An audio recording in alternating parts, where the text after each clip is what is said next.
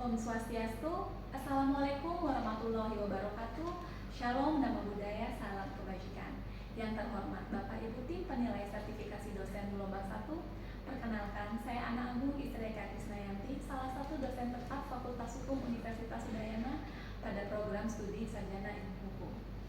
Bapak Ibu, pada kesempatan kali ini izinkan saya menyampaikan pernyataan diri dosen dalam unjuk kerja Tridharma Perguruan Tinggi bidang pengajaran pada salah satu mata kuliah yang saya ampu, yaitu Hukum Adat Bali. Mata kuliah Hukum Adat Bali merupakan mata kuliah wajib institusional dengan bobot 2 SKS, sehingga seluruh mahasiswa yang mengikuti studi pada program studi Sarjana Ilmu Hukum di Fakultas Hukum Universitas Udayana wajib menempuh mata kuliah Hukum Adat Bali. Dan sebelum mengikuti mata kuliah Hukum Adat Bali ini, mahasiswa diwajibkan untuk lulus pada mata kuliah Hukum Adat sebagai prasyarat. Mata kuliah Hukum Adat Bali merupakan mata kuliah yang memberikan pemahaman terhadap konsep-konsep hukum adat di Bali, seperti halnya organisasi masyarakat adat di Bali, mengenai dualisme desa di Bali, hukum keluarga yang meliputi perkawinan, perceraian, pengangkatan anak, maksud saya, begitu juga hukum waris adat Bali. Di dalam mengikuti perkuliahan ini, mahasiswa diharapkan nantinya dapat memahami eksistensi dan dinamika hukum adat Bali dalam tata hukum nasional. Mata kuliah Hukum Adat Bali ini disampaikan dengan metode DII, yaitu Delivery, Interaction, dan Assessment. Dalam pembelajaran dapat dilaksanakan secara offline melalui ruang perkuliahan ataupun secara online melalui aplikasi OASE, learning system kami, ataupun melalui Zoom. Bapak Ibu, mengacu pada RPS kami terhadap capaian pembelajaran yang diharapkan pada lulusan, yaitu penguasaan terhadap konsep hukum, asas hukum, teori hukum, sistem perkembangan hukum, tata hukum nasional, dan sejarah hukum. Mahasiswa diharapkan mampu menguasai prinsip, prosedur penyelesaian kasus dengan menggunakan analisis kritis yang mengacu pada metode dan pendekatan hukum. Mahasiswa juga diharapkan mampu untuk mengkaji dan mengimplementasikan hukum di masyarakat yang mengacu berdasarkan etika ilmiah dan argumentasi hukum. Berdasarkan CPL tersebut diturunkan menjadi capaian mata kuliah pada Hukum Adat Bali. Pada capaian pembelajaran mata kuliah ini, mahasiswa diharapkan mampu menguasai konsep-konsep, teori, asas, dan ruang lingkup adat Bali, serta memahami kedudukan adat Bali dalam sistem hukum nasional. Selain itu, mahasiswa juga diharapkan mampu mengimplementasikan hukum adat Bali di masyarakat, serta menganalisis dan memecahkan masalah-masalah hukum adat Bali di masyarakat. Mahasiswa juga diharapkan mampu untuk menjaga eksistensi keberlakuan hukum adat Bali dalam dinamika hukum nasional. Selama mengikuti proses perkuliahan Hukum Adat Bali, mahasiswa diberikan materi-materi yang relevan sesuai dengan perkembangan zaman dan kebutuhan masyarakat, yang meliputi konsep hukum adat Bali, organisasi masyarakat adat di Bali, dualisme desa di Bali, sistem kekerabatan di Bali, hukum adat Bali tentang perkawinan, hukum adat Bali tentang pewarisan, hukum adat Bali tentang pengangkatan anak, hukum adat Bali tentang perceraian, hukum tanah adat Bali, hukum perhutangan adat Bali, hukum adat Bali tentang reaksi adat. Materi-materi tersebut disampaikan dengan pemaparan dan diskusi. Adapun metode pembelajaran yang digunakan yaitu group discussion, case-based method, dan problem-based learning untuk membuat suasana perkuliahan interaktif dan menyenangkan. Untuk memudahkan akses dalam menunjang capaian pembelajaran, RPS dan materi perkuliahan tidak hanya disampaikan langsung pada forum perkuliahan, tetapi juga diunggah pada learning system kami yaitu OASE, sehingga dapat diakses oleh mahasiswa. Sebagai seorang dosen, selama mengikuti perkuliahan, saya selalu mengharapkan capaian terbaik bagi mahasiswa saya, sehingga di dalam materi pembelajaran dalam bentuk PowerPoint, saya akan selalu memberikan materi-materi referensi penunjang bagi kegiatan pelaksanaan perkuliahan. Dan jika materi tersebut tersedia dapat diakses secara online, saya akan memberikan link sehingga mahasiswa dapat mendownload materi tersebut untuk dapat dipelajari. Selain itu, untuk membuat mahasiswa menyadari eksistensi hukum adat Bali, saya selalu akan berusaha menampilkan contoh-contoh yang relevan yang berada di sekitar mahasiswa, sehingga mahasiswa dapat menyadari eksistensi dan keberlakuan hukum adat Bali di masyarakat. Selama melaksanakan perkuliahan ini, mahasiswa dibebankan dengan adanya tugas. Dan tugas yang diberikan dalam dua bentuk. Yang pertama adalah tugas secara berkelompok dan tugas secara individu. Sebagai seorang pengajar, saya sangat menyadari bahwa ketika mempelajari hukum adat Bali tidak bisa dilakukan secara teoritis hanya di dalam ruang perkuliahan. Untuk itu, pada tugas yang dilakukan secara berkelompok, mahasiswa saya akan berikan ruang untuk terjun langsung ke desa-desa yang telah dipilih dan ditentukan sendiri oleh mahasiswa, sehingga mahasiswa dapat melihat bagaimana implementasi dari teori-teori yang telah dipelajari di ruang perkuliahan. Dan untuk itu, kami dari fakultas akan memfasilitasi dengan surat-surat pengantar ataupun penunjang lainnya yang dibutuhkan oleh mahasiswa dalam melaksanakan tugas tersebut. Selain itu juga ada tugas yang bersifat individu berdasarkan kasus-kasus hukum adat Bali yang relevan di masyarakat. Bapak Ibu, mengacu pada pedoman akademik dan penulisan skripsi program studi sarjana ilmu hukum Fakultas Hukum Universitas Udayana pada tahun 2023, nilai akhir tiap semester mahasiswa terdiri dari evaluasi proses sebesar 60% dan evaluasi hasil sebesar 40%. Adapun evaluasi proses terdiri dari penilaian terhadap proses pembelajaran, yaitu persentase kehadiran mahasiswa 10%, kemampuan menulis tugas atau paper 10%, kemampuan berprestasi dan PowerPoint kelompok dan perorangan 20%, keaktifan di kelas dan soft skill 20%. Adapun evaluasi hasil meliputi ujian tengah semester sebesar 20% dan ujian akhir semester sebesar 20%. Penilaian tersebut pada akhirnya akan diupload pada sistem kami, yaitu SIMAK, sehingga dapat dilihat secara transparan oleh mahasiswa. Saya sebagai seorang dosen juga sangat terbuka terhadap nilai, dan jika ada mahasiswa yang ingin menanyakan nilainya atau mengkritisi terhadap nilainya, saya akan sangat terbuka untuk hal tersebut, Bapak Ibu. Bapak Ibu, demikianlah video pembelajaran mengenai deskripsi perkuliahan dan capaian mengenai mata kuliah hukum adat Bali. Berikut saya tampilkan cuplikan pembelajaran perkuliahan hukum adat Bali dengan materi dualisme desa di Bali. Om Swastiastu. Assalamualaikum warahmatullahi wabarakatuh. Shalom, nama budaya, salam kebajikan untuk kita semua. Selamat siang adik-adik. Siang, Bu. Hari ini kita bertemu kembali untuk melaksanakan perkuliahan hukum adat Bali dengan materi dualisme desa adat di Bali. Semuanya sehat ya? Sehat. Oke, sebelum memulai perkuliahan, karena kita semua sudah hadir di sini dalam keadaan sehat, mari kita berdoa agar apa yang kita pelajari hari ini dapat kita terima dengan baik dan dapat kita implementasikan di masyarakat. Berdoa, bisa bikin ya? Berdoa dimulai.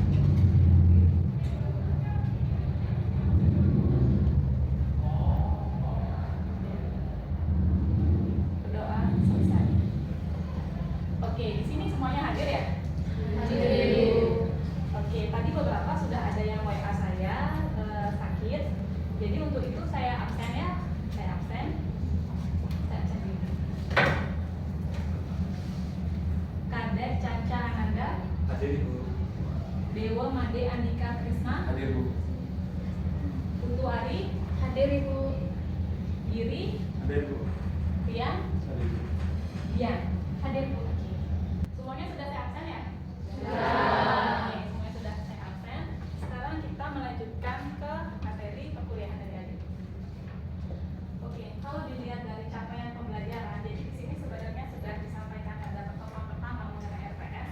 Apa sih yang diharapkan kepada mahasiswa ketika adik-adik lulus nanti dalam mata kuliah hukum adat Bali?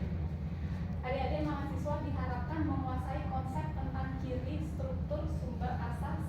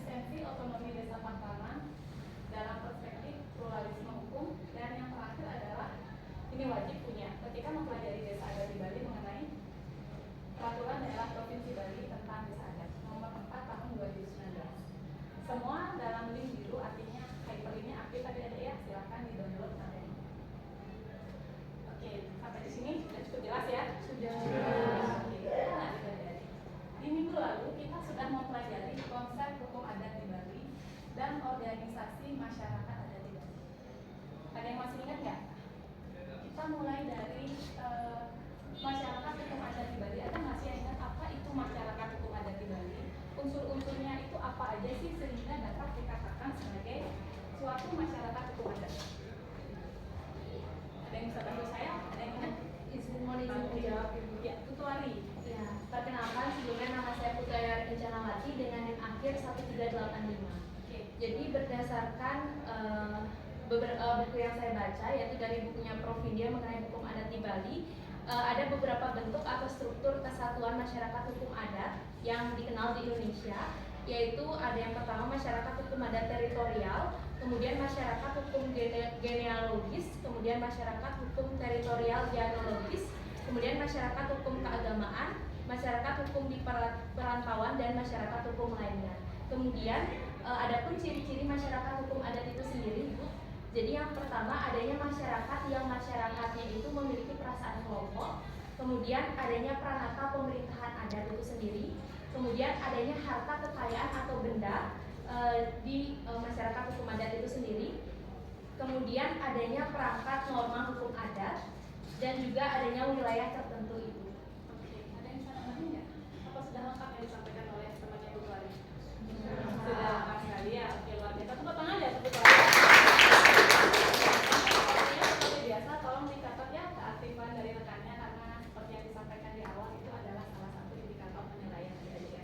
Jadi memang sudah disampaikan bahwa unsur-unsur dari masyarakat hukum adat. Jadi adik-adik sampai saat ini sebenarnya kita masih belum memiliki undang-undang mengenai masyarakat hukum adat.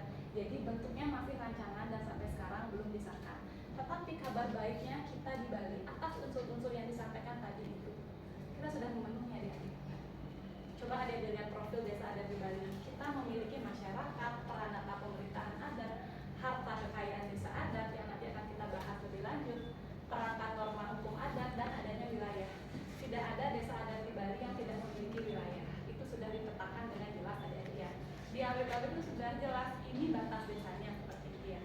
Nanti adik-adik juga bisa baca dari sumbernya dari Mahkamah Konstitusi untuk desa adat. Tetapi sebelumnya adik-adik, materi kita adalah dualisme desa adat di Bali. Artinya di sini yang sering dikaji adalah ada desa adat dan juga ada desa dinas. Ada yang tahu nggak perbedaannya? Apa adik-adik tinggal di mana? Kalau Rian tinggalnya di mana? Desa adat atau desa dinas? Desa adat. Desa adat. Desa dinas? Enggak, di desa adat aja. Oke, kelurahan? Kelurahan Tuban di Kuta berarti ya? Iya. Oke. Kalau Putuari? Saya tinggalnya di desa adat. Di desa adat. Ada desa dinasnya? Ada, Ibu. Ada. Iya. Kalau Dena, kamu tinggal di mana? Kamu tahu nggak kamu tinggal di mana, Dek? Di Jimbaran. Iya. Tapi di daerah desa adat, desa dinas, tahu nggak spesifikasinya di mana? Belum tahu. Oke, nggak apa-apa. Itu kenapa kita mempelajari mata kuliah hukum adat Bali ya, adik. Jadi memang keberadaan desa adat dan desa dinas ini terasa tidak eksis apabila adik-adik dulu benar-benar terjun sebagai masyarakat hukum adat. Kapan sih saya sendiri merasakan sebagai orang asli Bali, ya? Kapan sih saya merasakan benar-benar, oh ini loh fenomena hukum adat di Bali. Saya sudah kawin adik. Setelah saya kawin, saya merasakan, oh ini loh sebenarnya hak tanggung jawab swadharma dan swadikara sebagai masyarakat hukum adat di Bali. Ada perbedaan fungsi.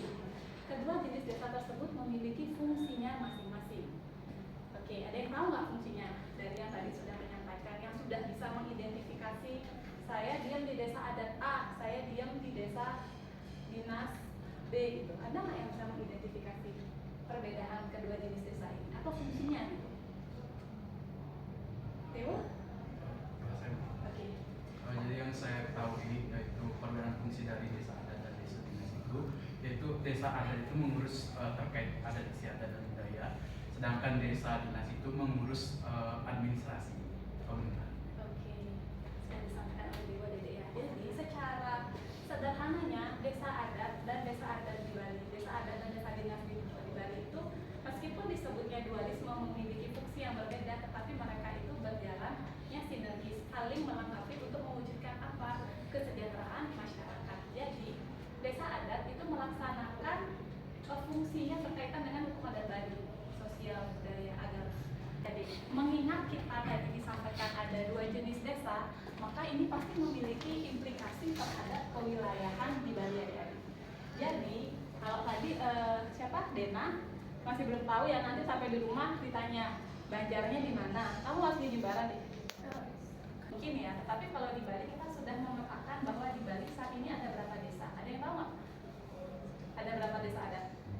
Ayo, adanya bisik-bisik. Berapa? 1000. Jadi di Bali itu terdapat 1500 desa adat. Oke, gitu. Ini siapa namanya, Dek? Nimnya? Saya Ibu Noviati dengan NIM Aktif 1013. Artinya sudah mencatat langsung ya. Jadi memang di Bali itu ada 1500 desa adat, adik-adik. Banyak ya jumlahnya ya. Ada, dan setiap, bahkan kita itu punya website khusus desa adat di Bali loh ya.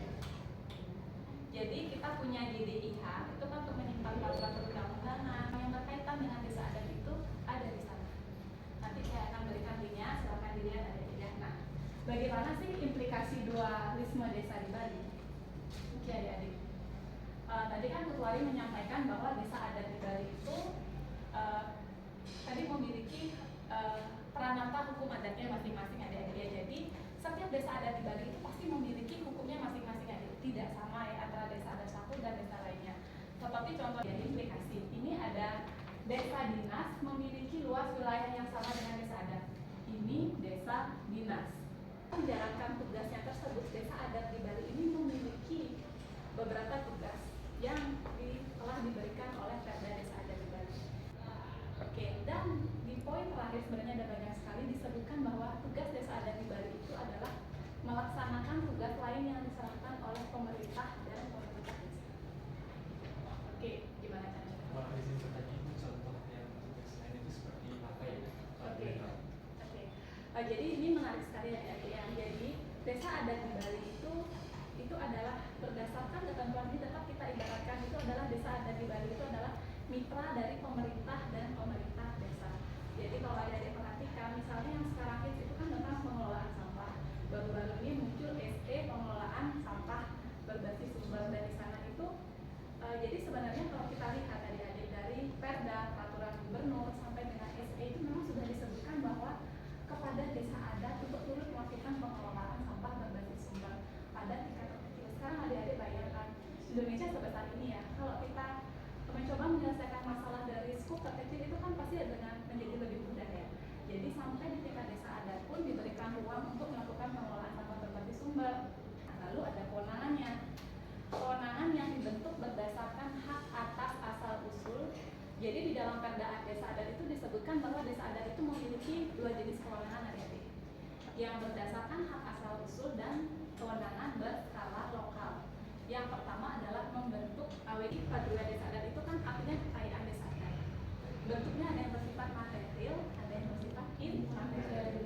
Oke, sekarang yang sebenarnya bisa dicatatkan adik-adik. Jadi di sini di tahun 2023 saya Bu Prof Supasti bersama Bu Prof Dedikasi dan teman-teman yang lainnya itu kita mencatatkan kekayaan intelektual komunal Wayang Wong di Gianyar. Jadi gimana sih perannya dari desa adat dalam menjaga, tadi kan tadi disebutkan untuk menjaga eksistensi tradisi di wilayahnya masing-masing.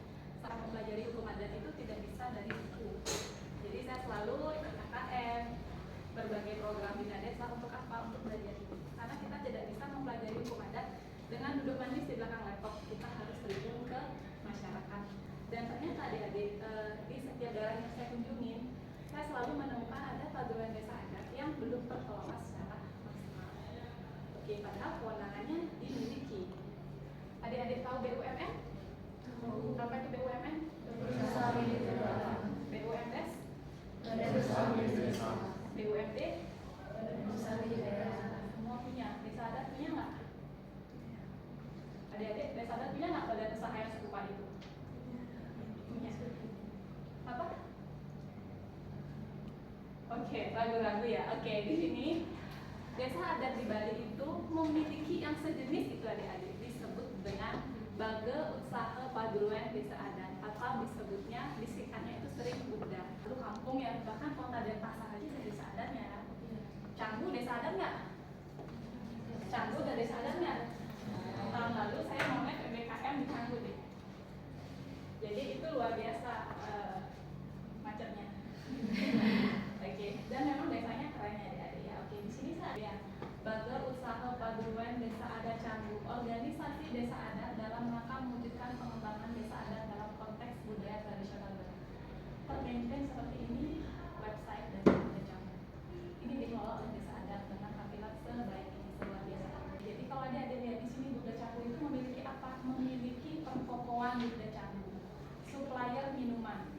jasa pengangkutan sampah, ini pertanyaannya Chandra tadi, salah satu contohnya apa? Jadi Desa Adat di Bali itu memiliki ruang untuk melakukan pengelolaan sampah. Selain sebagai mandat yang diberikan oleh tugas yang diberikan oleh negara, juga ini bagian dari pendapatan. Kan pendapatan desa mengelola Pantai Canggu. Padruan Desa Adatnya dikelola menjadi pengelolaan Pantai Canggu. Bahkan masyarakat tulisan ilmiahnya itu beragam. Jadi adik-adik bisa mengkaji di mana sih kedudukan Desa Adat itu sebagai subjek hukum di dalam melakukan perjanjian, di dalam apa itu sebagai bahan kajian adik-adik mahasiswa ya. Oke, kita contohkan. Saya adalah krama Desa Adat di Kelungkung. Asli saya di sana, tapi saya adalah krama Tamiyu di Penate. Saya beragama Hindu, saya memiliki swadharma terbatas di sana. Sedangkan contoh Tamiyunya kita ada, kebetulan ada Dena, dia adalah Tamiyu, saudara kita yang datang dari luar Bali, datang ke Bali. Itu yang disebut dengan Tamiyu. Jadi Dena tidak terlibat kegiatan yang berurusan dengan ketuhanan di Desa Adat. Contoh adik-adik. COVID-19, ada surat edaran ke rumah saya dari desa. Selama Desa Adat wajib melakukan pencarian ageng di perempatan. Selama Tamiyu saya sebagai pendatang hanya melakukan pencarian di tingkat rumah aja, di merajan saya aja. Ketika COVID kita kan mempelajari bahwa bersifat religius magis ya hukum adat ya. Selain kita ada social distancing, protokol kesehatan, kita juga melaksanakan upacara-upacara yang kita rasa dapat membuat kondisi COVID mereda. Kalau Dena disuratin suruh buat datang ya pasti pusing kan? Ya kan? Jadi saudara-saudara kita yang Tamiyu tidak kita bebankan untuk melaksanakan swadharma atau tanggung jawab di bidang keagamaan. Sampai di sini cukup jelas ya. Tapi tugasnya tidak akan dibuat minggu ini adik-adik ya. Jadi saya sampaikan dulu tugasnya bahwa ini saya tadi sudah sampaikan bahwa ketika kita mempelajari Desa Adat di Bali, mempelajari masyarakat hukum adat tidak bisa dengan cara seperti ini adik-adik duduk di belakang laptop, nggak bisa, harus turun ke masyarakat. Jadi tugasnya adik-adik adalah mengidentifikasi sinergitas antara Desa Adat dengan desa dinas atau kelurahan, identifikasi krama Tamiyu dan krama Desa Adat di desa tersebut, identifikasi kekayaan Desa Adatnya, apakah desanya sudah mengelola kekayaan Desa Adatnya dalam bentuk panduan Desa Adat atau Desa Adatnya masih pasif nih. Selanjutnya identifikasi pelaksanaan Kerta Desa. Kerta Desa itu apa? Tadi dalam tugas dan wewenang disebutkan bahwa Desa Adat dapat menyelesaikan perkara di wilayah Desa Adat. Ini sebenarnya lembaganya melalui Kerta Desa. Jadi nanti adik-adik misalnya ketika melakukan kegiatan di desa itu ada pelatihan paralegal, sosialisasi, sadar hukum, kadar-kadar hukum itu pasti akan melibatkan tokoh-tokoh di Desa Adat sebagai mediator di Desa Adat tersebut. Biasanya adalah anggota Kerta Desa. Dan di sini saya juga telah memberikan referensi tugas dari kakak kelas saya sebelumnya itu di Desa Tiding. Jadi ini sebagai referensi, tetapi di pertemuan awal adik-adik sudah membentuk kelompok ya kurang lebih 8 orang. Jadi adik-adik silakan didiskusikan dulu dengan rekannya. Tugasnya nanti kelompok. Kalian ingin belajar dan berwisata di desa mana gitu ya. Jadi minggu depan dikumpul informasinya, saya akan buatkan surat pengantar akan diproses seandainya itu diperlukan untuk adik-adik melakukan penelitian di desa. Jadi buat video profile seperti contoh yang sudah terkumpul. Sampai di sini ada pertanyaan nggak? Iya, gimana nih? Simpel tanya itu diketik atau ditulis pakai double folio? Oke, ini dibuatkan video. Oh, dibuatkan video. Videonya yang cantik ya, yang indah, yang estetik gitu ya. Oke, ada pertanyaan lain nggak? Iya. Jadi untuk membuat tugasnya itu kita ke Desa Adat atau Desa Dinas? Oke, kalau Dian? Saya mau nanya yang lain dari tugas ini tentang materi. Oke, kita perginya ke Desa Adat. Jadi kita untuk memastikan profiling dari unsur-unsur krama desa, baga usaha, dan Kerta Desa ini kita perginya nanti ke Desa Adat ya.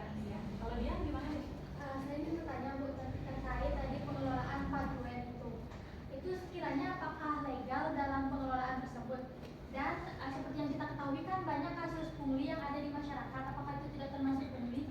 Oke, nah tadi apakah itu legal? Itu legal apabila dilakukan apabila Desa Adat itu mengelola paduan Desa Adatnya mengacu pada ketentuan, salah satunya ruangnya adalah dengan Buddha ini dia.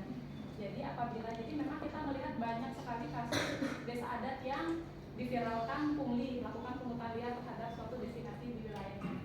Karena kecemasan itu juga banyak desa adat yang tidak berani mengeksplor pariwisata di desanya. Karena mereka takut pungli daripada ketangkep ya udah mendingan diam aja. Nah jadi untuk itulah saya senang sekali apabila adik-adik mahasiswa terjun ke lapangan melihat oke apabila ini potensial nantinya akan menjadi bahan pertimbangan kami di fakultas untuk melaksanakan pengabdian kepada masyarakat. Kita bisa mensosialisasikan contoh implementasi pelaksanaan dari daerah lain. Jadi kalau adik-adik lihat Bunda ini luas sekali adik, selain destinasi wisata misalnya adik-adik bisa lihat sekarang banyak sekali Pertamini yang tulisannya desa adat. Itu artinya desa adatnya loh yang punya Pertamini. Keren ya? Beberapa desa adat bisa seperti itu. Oke, untuk minggu depan sesuai dengan RPS kita akan mempelajari mengenai tata pemerintahan desa adat di Bali. Jadi ini masih panjang materinya ya. Ada prajuru desa adat, sarja desa adat, ada kerte desa yang tadi saya sampaikan.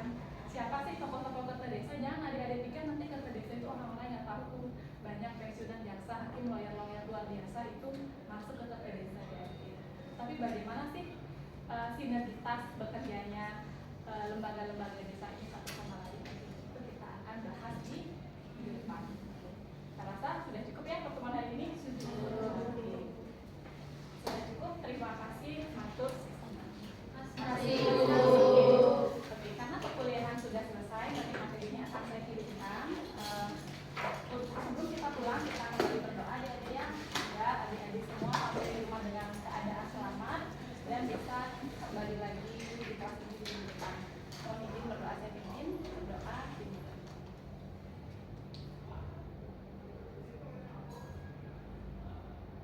Berdoa selesai. Oke, terima kasih adik-adik. Bapak Ibu tim penilai, demikianlah video pembelajaran pada mata kuliah Hukum Adat Bali dengan materi dualisme desa di Bali. Saya menyadari bahwa terdapat banyak kekurangan dalam video pembelajaran tersebut. Video tersebut saya lampirkan untuk menggambarkan realitas perkuliahan Hukum Adat Bali. Semoga apa yang telah saya sampaikan ini dapat menjadi pertimbangan baik bagi Bapak Ibu sehingga dapat mengantarkan saya untuk lulus sertifikasi dosen pada gelombang 1 tahun 2025. Akhir kata saya mengucapkan Om Santi Santi Santi Om. Wassalamualaikum warahmatullahi wabarakatuh. Shalom, nama budaya, salam.